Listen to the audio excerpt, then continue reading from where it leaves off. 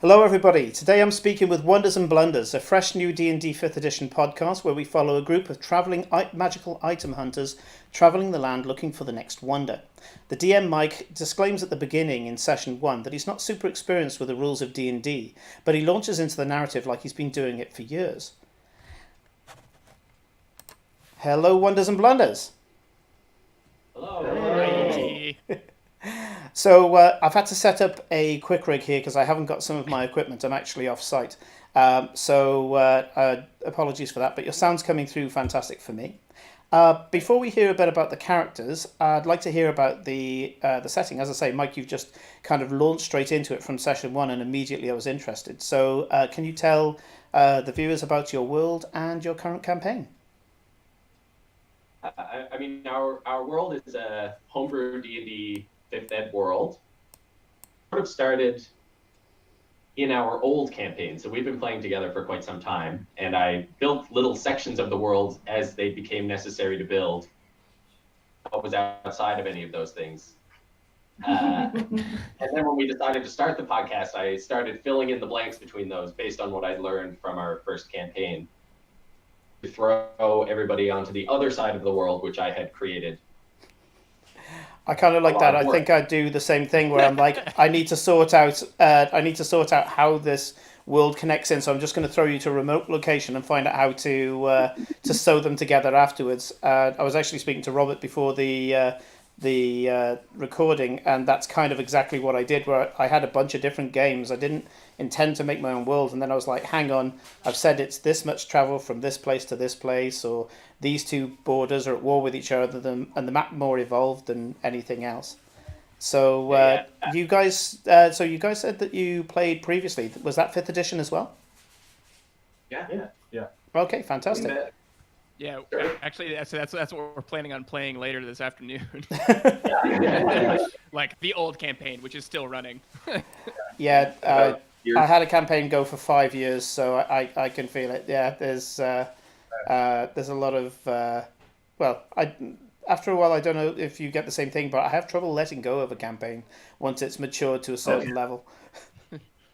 So you said at the beginning, Mike, that you weren't that experienced with the rules of D&D, but you've done a previous campaign. He was joking. I wasn't actually joking. There's still a lot of rules that I don't know. Kieran and Evan actually here know, I think, every rule. Yeah. Oh, players know the rules better than you. Yeah, just make sure you've got a card to hold up saying "shut up." Everybody's been pretty good at the rules, constantly, depending on what the story calls for or what the game calls for, but. Both like story more than we like rules. Yeah, we also just really like knowing all the rules. And it's surprising. So the campaign, you guys are looking for magical items as part of kind of a traveling circus or show of a traveling show. It's definitely become a circus. And your setting seems to be middle to high fantasy, because these magical items aren't exactly super rare, epic, like Lord of the Rings. If you find something, it's super, super special. But you are able to go out and find these things fairly regularly to keep things interesting. Yeah, so the magic is pretty common in this world. It's not unusual to see wizards, and magic is used to make the. I thought of the world as being sort of young, with a pretty strong connection to the gods. Do come to the material plane, and they walk around, and you can find them sometimes. Mess stuff up. Mess things up. Yeah. So. Yeah. People, that's my favorite. I love the magic, and when I think about the possibilities of what wizards can do, and then trying to implement that into their everyday life of just. Dishes. My animated broom is washing the dishes. Yeah. My garden gnome sentries will keep the crows out of the garden and that type of thing. Yeah. I find that quite interesting. I found recently some of the players in our campaign, they had I used a bit of a plot device and gave them a jump from level 4 to level 7, which shocked the hell out of them, and said, oh, by the way, you don't remember how you got there. So this is the campaign at the moment, that they don't know how they got to level 7. and they're having a bit of a culture shock where, as you say, magic is the technology of our respective worlds, and it's they're starting to go, hey, look, I can scry on other people, and then you start using NPCs scrying on them, and they're like, hey, no fair, you're not allowed to do that. And it's like, I absolutely can. We've had interesting conversations in the past about this, really, with like high-level wizards constantly being messaged. Like, would they have a magic item that takes all their messages and gives them to a receptionist? Oh, absolutely, yeah. The amulet of call filtering has to be a thing. I'm sorry. The number of times in a previous campaign where they met the one level 18 wizard and they were like, sir, this is happening, sir, that is happening. I was just like, this guy must hate them. He must absolutely hate them. I almost turned him into the antagonist. So I've already met your characters, but I know the people who are watching haven't. Talking about the magic involved, I'm going to be watching Rutherford very carefully because let's say I know the type. But how about we go around to the players and you can introduce yourself and your characters. Sure. I guess I'll start and we'll go around. I'm Kate. I play Karadov, who is a halfling druid. I'm not playing her with like a super story, but there might be a few things that come up. Mostly, I'm just going to be doing a bunch of exploring. Nice. Oh, sorry, go ahead. Okay, sorry, I think I had something to say.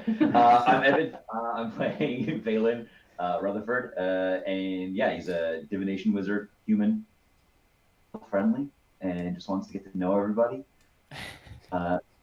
Uses magic to help him out.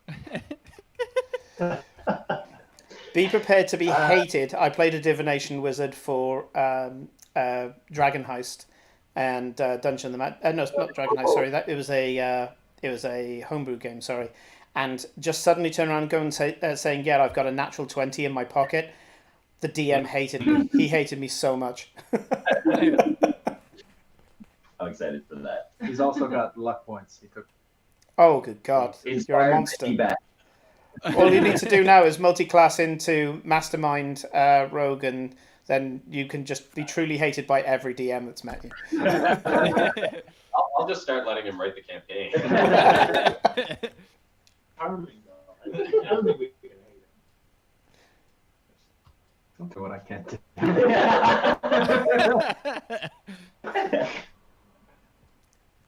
I play the Brothers of Fey Castle. It's the main one being Roan, of course, is kind of an observer of people and just kind of moseys about and some things that he knows far less about than it seems, and just kind of has fun wherever he's going. It's been good. This is also true of Andy. Yeah, so I'm Robert. I'm playing Star, which is the Tabaxi, I guess, Tabaxi rogue. Tabaxi swashbuckler is what he's eventually going to be. He was sort of originally thought of as a person who had become a master businessman and then instantly became bored of it, cat style, and then so decided to devote himself 100% to becoming the world's #1 duelist. And now he's just dragged his family along for the ride. So Antonio Banderas when they make the film, right? Yeah. Yeah, absolutely. Yeah. I'm Mitchell. I play Benjamin Craven. He's a wild hunt shifter.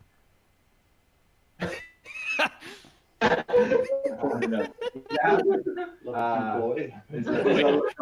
Boy, yeah. Kind of, I rolled really bad stats. And, how could someone have these bad stats? I thought, well, maybe a child. And so that sort of has something else fall in line with the character. Is it went stats and then forward, as opposed to other times where I have a full character and then attach stats to them. Yeah. So this went the other way. I think that's a challenge. I have said before that if I roll really abysmal stats at some point, I'm going to play that guy because I've played a lot of different characters. As I said to you guys before, I've been playing D&D for about 16 years, and I've played a lot of bright and colourful characters. What I want to play now is like Eric. Eric wants to be an adventurer, but he shouldn't be. Eric's story is going to be that he is going to die before level 3. That will be the story. Yes. That's correct. Right. Yeah, so, don't know what's gonna happen. Oh, yeah. Yeah. We'll see. And I play Brazicia Dask, who is a large blue crocodile, lizard folk barbarian, who grew up completely in the wild, never around civilization, grew up in a part of the untamed wild. The Untamed Wilds, yeah. And I'm having a lot of fun learning about cities and people, and And just generally terrifying the masses because, yeah, again, I've played a lizard folk. I played a lizard folk monk, and after a while we just came to the consensus that when they go into town, I just wait on the outskirts with the horses, because walking in there and I'm effectively a velociraptor walking into the city just isn't going to work. Well, I said a few of these things before we started recording, but one of the things that hit me right from the start was that you guys had fantastic, energetic voices, immediately affable, and the sound quality was amazing. I'm told it's going to get better after session 4, but straight away I was kind of a little jealous because some of my first recordings of podcasts and streams have been abysmal, but you guys seem to have nailed it. And I mean, especially for me, I think I've become a bit of a podcast. What's the word? I've become picky. Yeah, I've become picky because I listen to so many of them now. And if the sound quality is bad and the voices are flat and things like that, I'm there going, "Oh, this is going to be a bit of a chore." But it really wasn't. I'm close to the end of another binge that I did, but obviously before I did this, I wanted to get a few episodes under my belt. But I can certainly see myself keeping up with yours because it's got that energy, it's got that fun. That clearly kind of radiates between you all, and some of your character decisions already. I'm starting to see where certain scenarios will go should you be in them. So and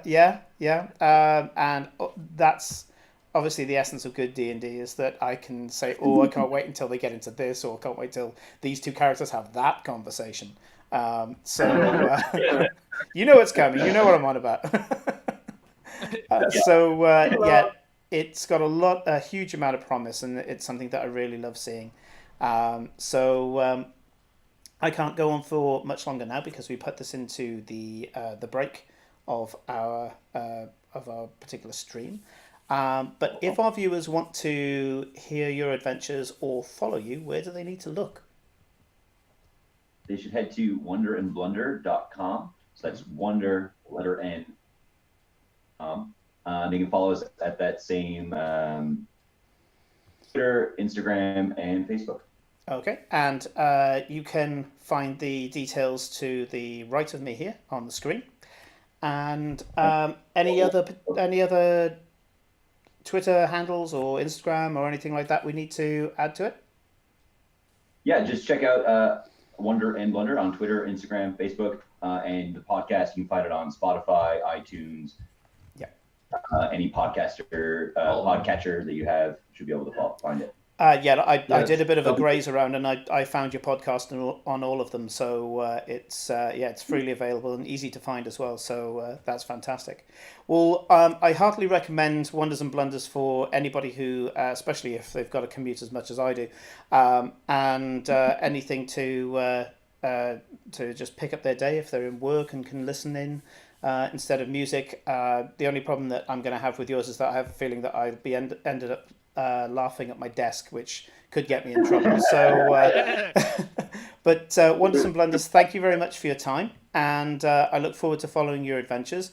And as you guys go on and you get to certain parts in your campaign, would you be okay to come back and have a chat with us about it? Yeah? Yeah, that'd be great. Fantastic. We'll do a more in-depth chat then. Thank you very much, guys. Thanks for your time. Take care.